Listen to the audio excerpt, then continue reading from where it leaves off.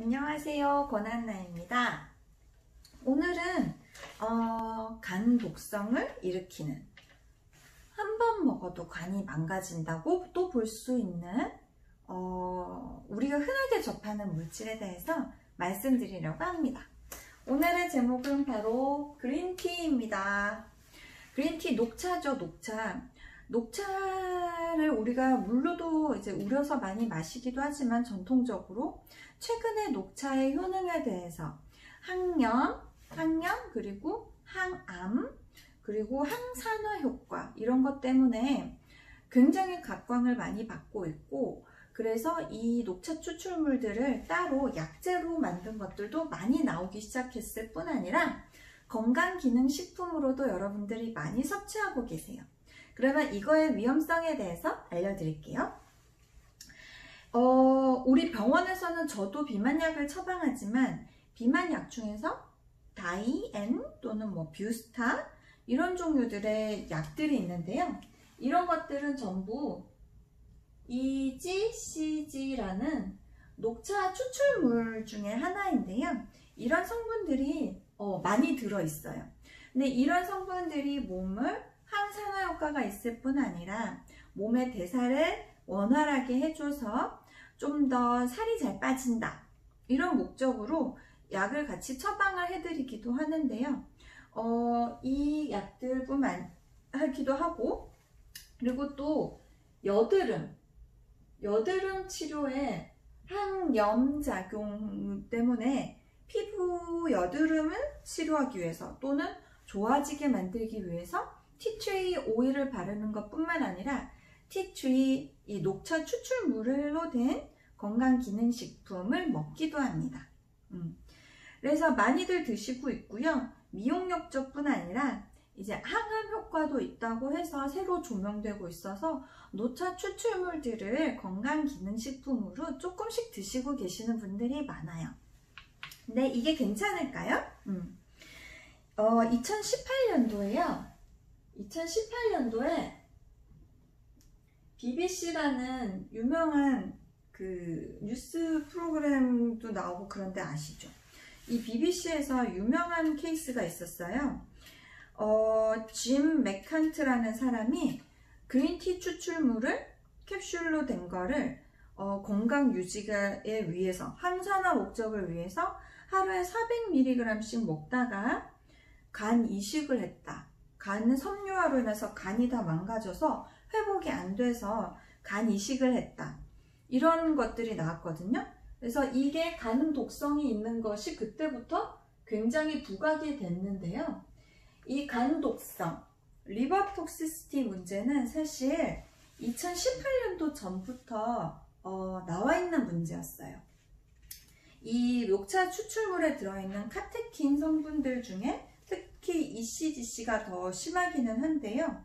이거는 NIH라고 그래서, NIH 미국의 리버톡스라는 사이트가 있어요. 리버톡스. 여기는 뭐냐면, 리버톡스라는 사이트는 미국에서 간 독성을 일으키는 성분들에 대해서 정리를 하고 리포트를 올려놓는 그런 사이트거든요. 미국 보건복지부에서 운영을 하는데요. 여기에 A등급부터 X등급까지 있어요. X등급까지, A는 간 독성에 심각하게 일으킬 수 있다. 그리고 A부터 X까지 있는데, 이 그린티 추출물은, 녹차 추출물은 A등급에 속해요. 간 독성이 명백하게 있다. 간 독성이 명백하게 있다. 이렇게 딱 나왔거든요. 그리고 2017년도 캐나다에서도 간 독성이 확실히 있을 수 있으니까 18세 이상만, 간이 완벽히 자라는 18세 이상만 섭취를 가능하다 하는 게 좋다. 추출물들 얘기죠. 그리고 중증 간 섬유화하고 확실히 연관성이 있다, 이렇게 나왔고, 2018년도 유럽 가이드라인에서도 나올 정도였어요. 그런데 이런 간 독성이 명확한데 우리는 잘 먹고 있는데 괜찮은 건가 싶잖아요. 이 간독성의 인과관계는 명확한데 사실 물을 우려서 차로 마시는 것 정도로는 큰 문제가 되지 않습니다. 급성 간 손상을 일으키는 정도가 되지는 않고요. 이 추출물을 400mg 이상 먹었을 경우에 가능성은 낮지만 생긴다면 확실히 심하게 생길 수 있다. 이게 원칙이에요. 지금까지 보고된 바로서도 사례가 막 굉장히 많지는 않아요. 한 80건 정도가 보고가 되었는데 생겼다 하면 대부분 간 섬유화 그리고 간 이식 이런 것까지 가는 중증 질환이 생길 수가 있고 인과관계가 명확하다고 나와 있지만 가능성은 적습니다. 그래서 우리가 녹차 추출물을 먹을 때는요 좀 조심을 해야 되지 않나 생각이 들어요. 고용량을 먹을 때는요. 그러면 제가 그래서 가장 최근의 논문들을 좀 살펴봤어요. 톡시콜로지 리포트라는 논문인데요. 여기 보면 2020년도 올해죠. 올해 리뷰가 됐던 거에 보면 여기서도 그린티 익스트랙트, 카테킨 물질들이 동물과 사람에게 확실히 간 손상의 가능성이 있다. 가능성이 높다가 아니라 가능성이 있다예요. 양은 140mg에서 1000mg을 먹었을 때 주로 생기더라. 근데 우리가 주로 약으로 또는 건강 보조식품으로 먹는 것들이 350에서 400mg 이상인 경우가 많거든요. 그래서 여기에 보면 뉴트라슈티컬즈가 그래서 우리의 건강을 도와주는 음식 그리고 영양제로 각광을 많이 받았는데 간 독성은 명확하다. 간 독성이 많이 생기지는 않지만 생긴다면 확실히 생기더라. 그렇게 나와 있었고요. 그래서 여기에서도 보면 가이드라인이 너무 많이는 먹지 말고 400mg 안쪽으로 먹는 게 어떨까.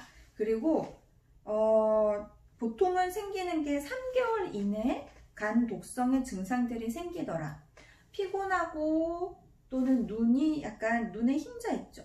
흰자가 좀 노랗게 변하거나 아니면 구역질, 구토 이런 게 나올 경우는 급성 간염의 그런 증상이니까 꼭 중단하고 병원을 가야 된다. 그리고 기존의 간 수치가 좋지 않았다던가 아니면은 간에 문제가 있는 질병을 가진 사람들에게는 녹차 추출물을 안 먹는 게 좋을 것 같다. 이렇게 가이드라인이 되어 있거든요. 그래서 이게 녹차 추출물이 몸에 좋다고 또는 피부에 좋다고 항산화 능력이 있다고 해서 함부로 먹는 거는 안 될 것 같아요. 내가 간 손상, LFT라 그러죠. 건강검진을 했을 때 간 수치가 조금 높게 나왔다던가 아니면은 이제 간에 대해서 조금 질환이 있었다던가 하는 분들은 섭취하는 걸 좀 주의를 해야 될 것 같고요. 그리고 반드시 식후에 드시는 편이 좋아요. 식전에는 흡수율이 더 올라가기 때문에 카테킨의 흡수율이 더 올라가기 때문에 독성이 더 잘 나타날 수 있다. 그래서 반드시 식후에 먹는 것이 좋다. 이렇게 나와 있어요. 사실 저는 다이어트 약을 처방할 때 이 카테킨 물질을 잘 즐겨 처방하지는 않아요. 제가 먹어보니까 저는 구역질이 너무 심해가지고 그리고 속쓰림이 굉장히 심하더라고요. 그 고농도 녹차 추출물 때문에 속이 좀 안 좋더라고요. 그래서 제가 좀 그런 경험이 있어서 처방을 잘 안 내리는 편인데 얼마 전에 우연히 이제 리뷰를 보다가 간독성이 이렇게 명확히 많은 수의 케이스가 리포트된 건 아니지만 명백히 상관이 있다고 하는 리포트들이 많이 나왔다 그래서 한번 공부하고 여러분께 공유하는 게 맞다고 생각했어요. 이제 지금 여름이고 한참 녹차 추출물로 된 그런 약들을 카테킨이 들어간 약들을 또는 건강기능식품들을 많이 섭취하고 계신데요. 그런 분들은 간 독성에 대해서 한 번쯤은 기억해 두셨다가 증상이 조금 나타나려고 하거나 그럴 때는 주의 깊게 내 몸 상태를 확인하는 게 중요할 것 같고요. 또는 간 손상의 과거력이 있다던가 또는 건강검진에서 간 수치가 조금 높게 나오는 경향이다. 이런 분들은 반드시 녹차 추출물을 먹을 때 주의를 기울여야 될 것으로 생각합니다. 여러분 오늘 영상도 도움이 되셨나요? 다음번에도 우리가 잘 모르고 있지만 간을 손상시킬 수 있는 약 또는 물질들 또는 음식에 대해서 알려드릴게요. 끝!